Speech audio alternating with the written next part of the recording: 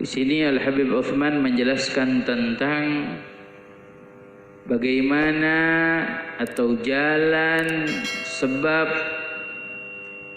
atau wasilah yang bisa mengantarkan kita menjadi orang yang cerdas, orang yang pandai secara sempurna dilihat dari 3 perkara.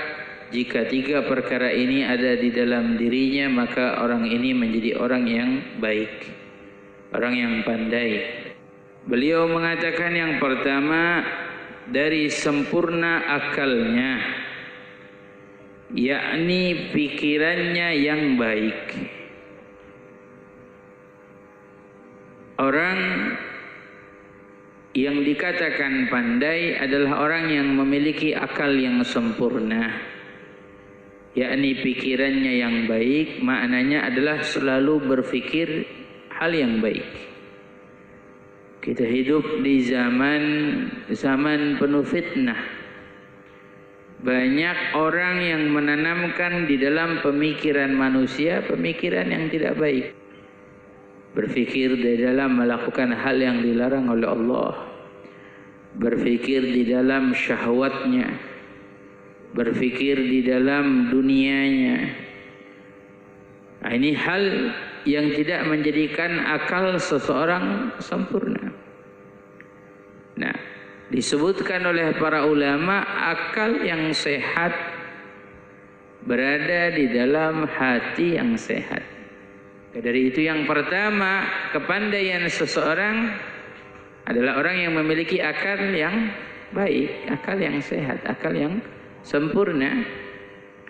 Artinya menggunakan pemikirannya, akalnya untuk apa? Untuk mempelajari hal-hal yang mulia, hal-hal yang indah.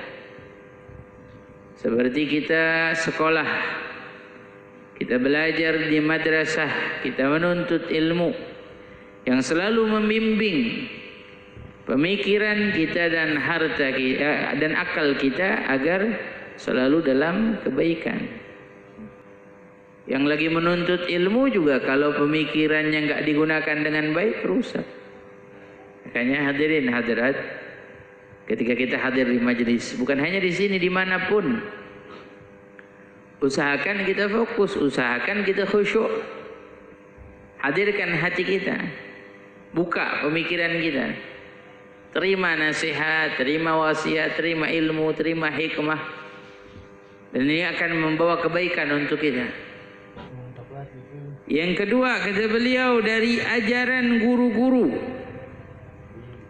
Kita kalau mau menjadikan diri kita orang yang pandai, maka belajarlah dengan guru. Sebab tidaklah kita terbimbing kecuali dengan guru-guru pembimbing. Bahkan kita tidak mengenal Allah kalau bukan dengan guru kita. Laulal murabbi ma araftu rabbi. Kalau bukan karena Allah, saya enggak kenal Tuhan. Ada yang mengatakan ini ucapan Sayyidina Abu Bakar As-Siddiq, karena murabbinya adalah Rasulullah sallallahu alaihi wasallam.